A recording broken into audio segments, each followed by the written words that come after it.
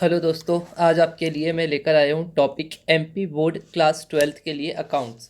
जी हाँ दोस्तों, हम लोगों का टॉपिक जो है आज हम लोग डिस्कस कर रहे हैं अकाउंट्स का एक बहुत अच्छा टॉपिक है जिसका नाम है नॉन प्रॉफिट ऑर्गेनाइजेशन। जी हाँ दोस्तों, नॉन प्रॉफिट ऑर्गेनाइजेशन तो विथ डिटेल हम लोग इस टॉपिक को अभी पढ़ेंगे।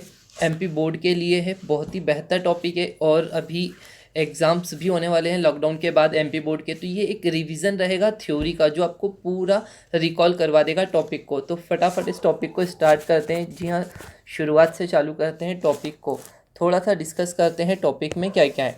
तो सबसे पहले ये हम लोगों की बुक का चैप्टर नंबर 1 है जिसका नाम है नॉन फॉर प्रॉफिट ऑर्गेनाइजेशन।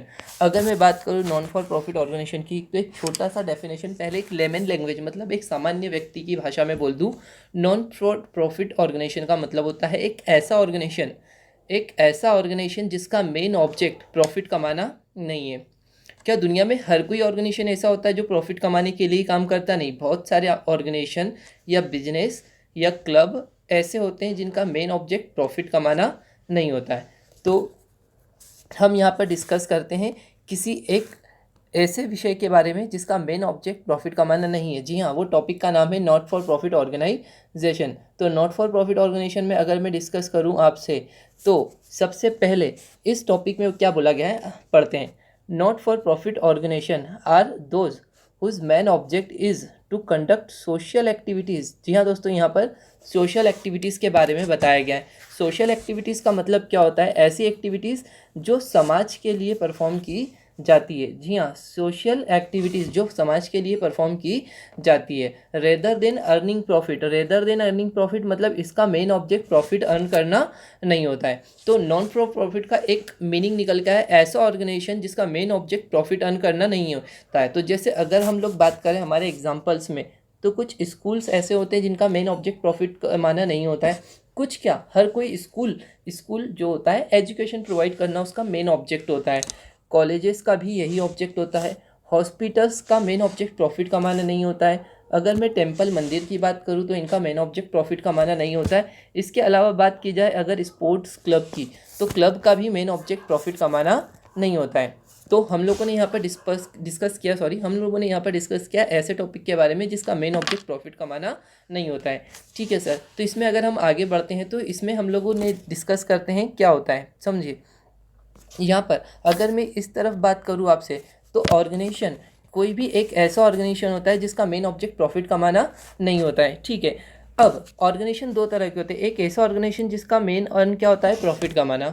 अब जब एक ऐसा ऑर्गेनाइजेशन जिसका मेन ऑब्जेक्ट प्रॉफिट कमाना होता है तो वो ऑर्गेनाइजेशन क्या करते हैं, ऐसे ऑर्गेनाइजेशन अपने यहाँ पर ट्रेडिंग अकाउंट बनाते हैं। ट्रेडिंग हम लोगों ने 11th में पढ़ा था। प्रॉफिट एंड लॉस अकाउंट बनाते हैं, ये भी हमने 11th में पढ़ा था। और ये अपने यहाँ बैलेंस शीट प्रिपेयर करते हैं, ये भी जी हाँ हमने 11th में पढ़ा था। तो यहाँ तक की अकाउंटिंग हम 11th में पढ़ चुके थे। ऐसे ऑर्गेनाइजेशन जिनका मेन ऑब्जेक्ट प्रॉफिट कमाना नहीं होता है। अगर मैं अब यहाँ पर और जनरल बात करूँ, ऐसे ऑर्गेनाइजेशन जिनका main object not for profit है, तो जी हाँ, नॉट फॉर प्रॉफिट में अगर मैं डिस्कस करूँ तो जिन ऑर्गेनाइजेशन का मेन ऑब्जेक्ट प्रॉफिट कमाना नहीं होता है वो लोग क्या करते हैं। तो देखिए, नॉन फॉर प्रॉफिट ऑर्गेनाइजेशन वाले जो टॉपिक होते हैं वो अपने यहाँ रिसिप्ट एंड पेमेंट अकाउंट बनाते हैं। ऐसे ऑर्गेनाइजेशन अपने यहाँ रिसिप्ट एंड पेमेंट अकाउंट बनाते हैं, रिसिप्ट एंड पेमेंट अकाउंट। और ये जो रिसिप्ट एंड पेमेंट अकाउंट होता है ये कैश बेसिस पे बनता है। क्या होता है कैश बेसिस, डिस्कस करेंगे। Second thing, non for profit organisation अपने यहाँ इनकम एंड एक्सपेंडिचर अकाउंट बनाते हैं। इनकम एंड एक्सपेंडिचर अकाउंट क्या होते हैं ये भी हम लोग फर्दर डिस्कस करेंगे। जबकि income and expenditure accounts prepare होते हैं on the basis of accrual. जी हाँ, ये एक्रूवल बेसिस पर डिस्कस होते हैं, मीन्स ये एक्रूवल बेसिस पर बनाए जाते हैं। और एज यूजुअल बैलेंस शीट वैसी ही बनेगी जैसी कि हम लोग सामान्य बनाते हैं। तो यहाँ पर हम लोगों ने डिस्कस किया एक ऐसा ऑर्गेनाइजेशन जिसका मेन ऑब्जेक्ट प्रॉफिट कमाना नहीं है। तो जिसका मेन ऑब्जेक्ट प्रॉफिट कमाना नहीं है तो वो दो तरह से काम करता है कि या तो अपने रिकॉर्ड्स पूरे मेंटेन करता है, ठीक है, तो वो किस बेसिस पे करता है। तो रिसिप्ट एंड पेमेंट अकाउंट बना दिया जाता है। रिसिप्ट एंड पेमेंट अकाउंट बनता है कैश बेसिस पर।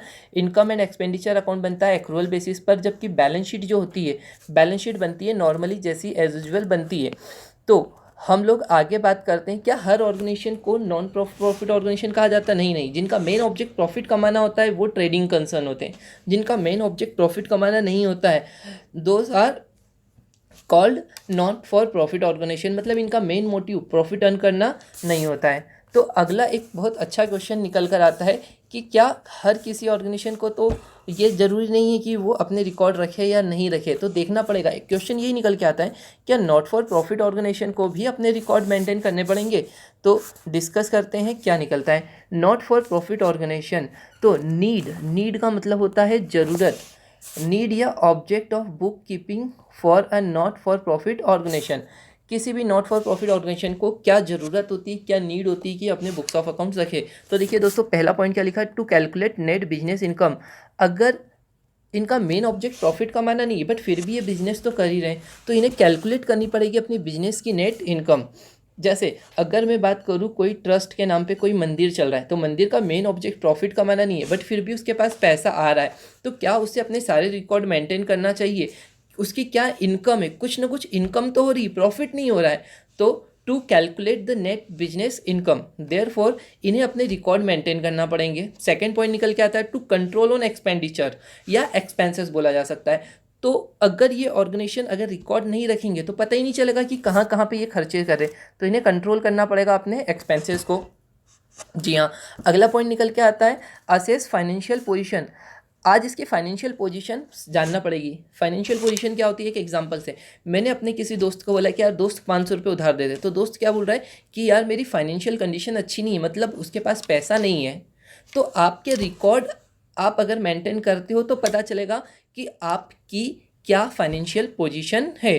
और अगर आपकी फाइनेंशियल पोजीशन अच्छी है, आपने रिकॉर्ड अच्छे से रखें, आप अच्छे से कमा रहे हो, तो आपका मेन ऑब्जेक्ट कमाना नहीं है, फिर भी इनकम तो आ रही है, बिजनेस में पैसा तो आ रहा है, तो फिर हमें पे करना पड़ेगा दोस्तों income tax.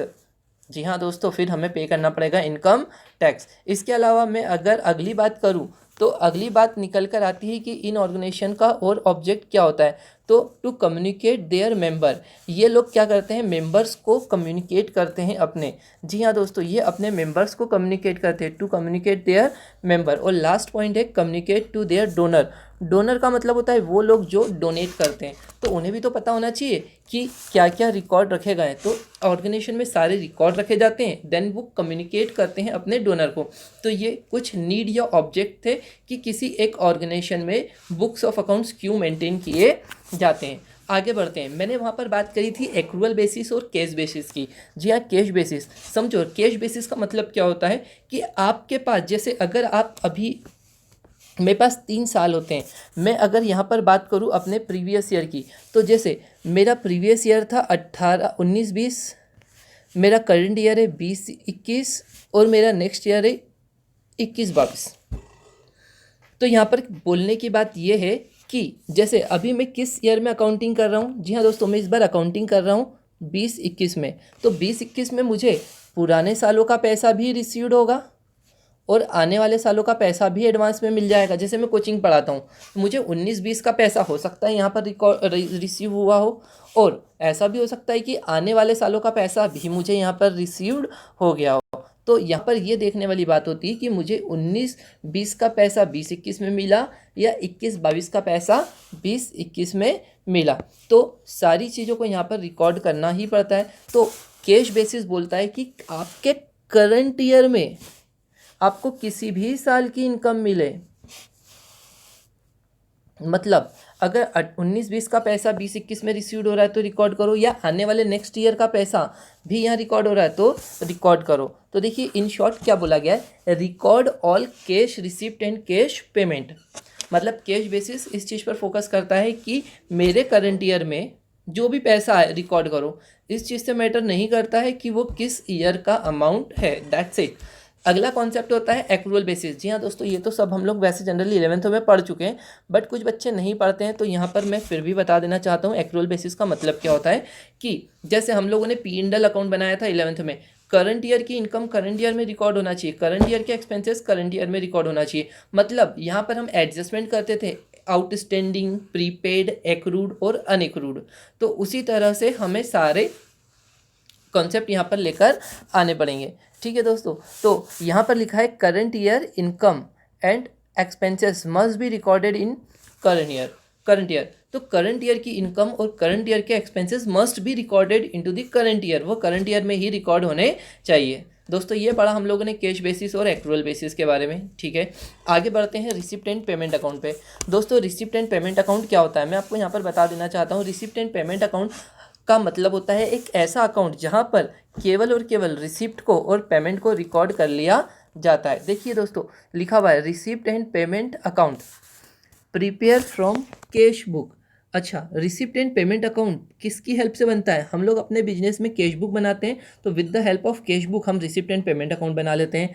All cash receipt are shown debit. सारी की सारी कैश रिसिप्ट कहाँ रिकॉर्ड की जाती है? डेबिट में। ऑल कैश एक्सपेंसेस या कैश पेमेंट कहाँ पे शो किए जाते हैं? क्रेडिट साइड में। और ये एक रियल अकाउंट्स होता है। रियल मतलब हम लोगों ने पढ़ा था 3 कैटेगरी होती है, रियल, पर्सनल और नॉमिनल। तो रिसिप्ट एंड पेमेंट अकाउंट किस कैटेगरी का अकाउंट होता है? तो ये रियल नेचर का अकाउंट्स होता है, ठीक है दोस्तों। आगे बढ़ते हैं तो मैं आपको फॉर्मेट बता देता हूँ कि रिसिप्ट एंड पेमेंट अकाउंट में क्या क्या चीज़ें कहाँ कहाँ आती है। तो जैसे रिसिप्ट एंड पेमेंट अकाउंट को पहले हम बात कर लेते हैं 2 पार्ट में। तो इसका format of receipt and payment account, या दोस्तों format of receipt and payment account. तो format of receipt and payment account में क्या लिखा है कि सबसे पहले इधर डेबिट साइड होता है, इधर क्रेडिट साइड होता है। ये 2 साइड होती है, हमें सबको पता है। ये जो पूरी साइड होती है ये डेबिट साइड होती है, और इधर जो साइड होती है ये क्रेडिट साइड होती है। जी हाँ दोस्तों, तो हमें अपनी रिकॉर्डिंग करना है डेबिट साइड में और क्रेडिट साइड में। तो अगर मैं यहाँ पर बात करूँ तो डेबिट साइड में जो होता है वो होता है रिसिप्ट, और क्रेडिट साइड में जो होता है वो होता है पेमेंट। तो डेबिट और क्रेडिट को हम लोगों को यहाँ पर डिस्कस करना है। तो अभी हम लोग डेबिट साइड को पूरा डिस्कस कर लेते हैं। सर डेबिट साइड में क्या क्या चीज़ें होती है, तो डिस्कस करते हैं। डेबिट साइड में होता है सबसे पहले हमें दिया होता है to balance BD, to subscription.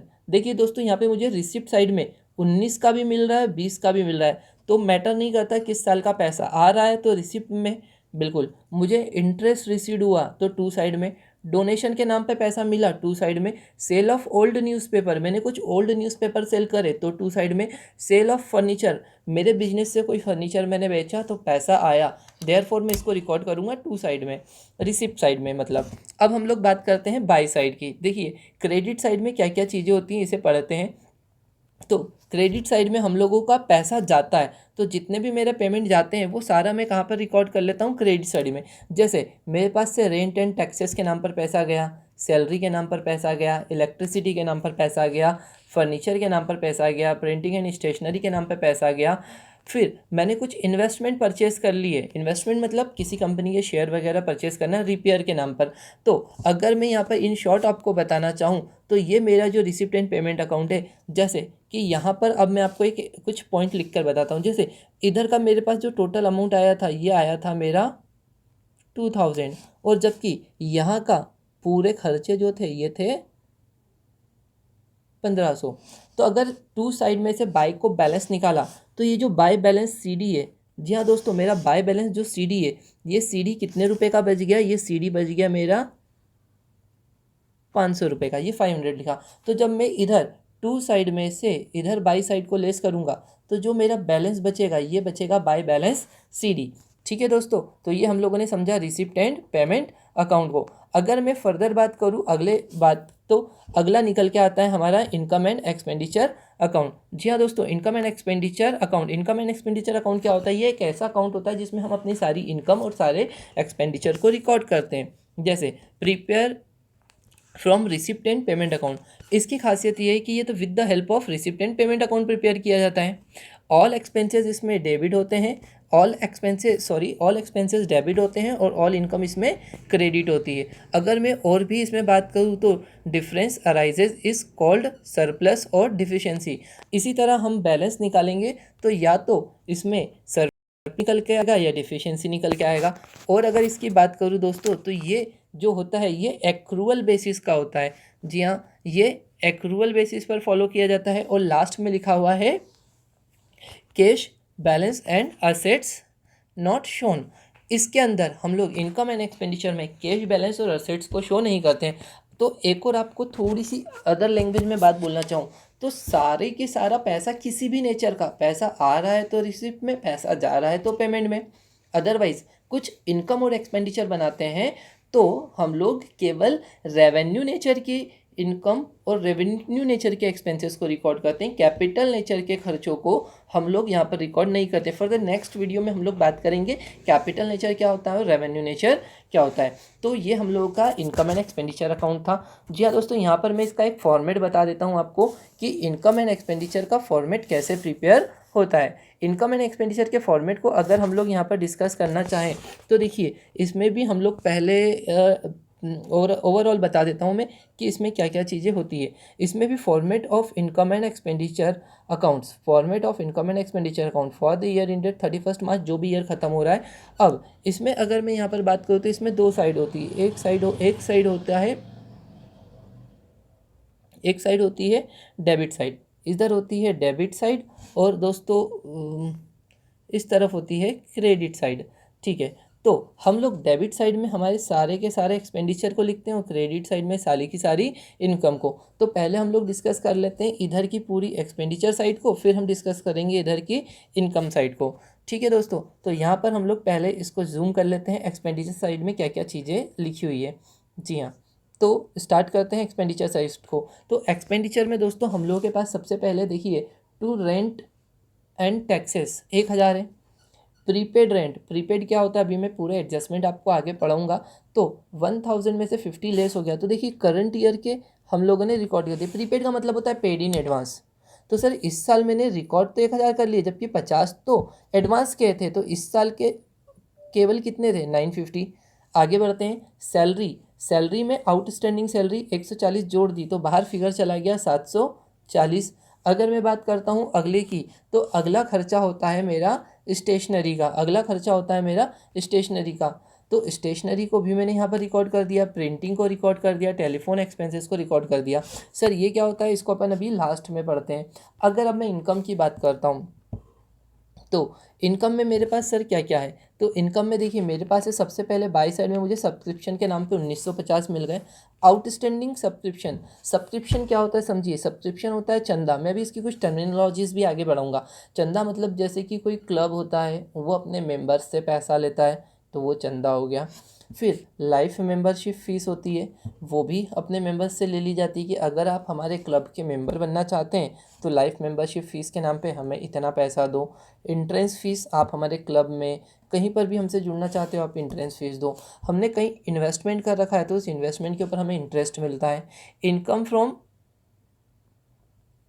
Lectures, अगर हम कहीं पे कुछ लेक्चर्स वगैरह देते हैं या कुछ किसी को गाइडेंस देते हैं तो हमें जो पैसा मिलता है वो यहाँ पर आता है। तो दोस्तों मैं यहाँ पर अब आपको इन शॉर्ट बताना चाहता हूँ कि ये दो पॉइंट्स जो लिखे हुए वो क्या है। इस तरफ लिखा हुआ है सरप्लस और इस तरफ लिखा हुआ है डिफिशिएंसी। तो इसको मैं एक अच्छे से एग्जांपल से आपको एग्जांपल दे देता हूँ। जैसे फॉर एग्जांपल इधर का इस क्रेडिट साइड का टोटल निकल के आ रहा है 5000 और यहाँ तक का टोटल निकल के आया है 2000।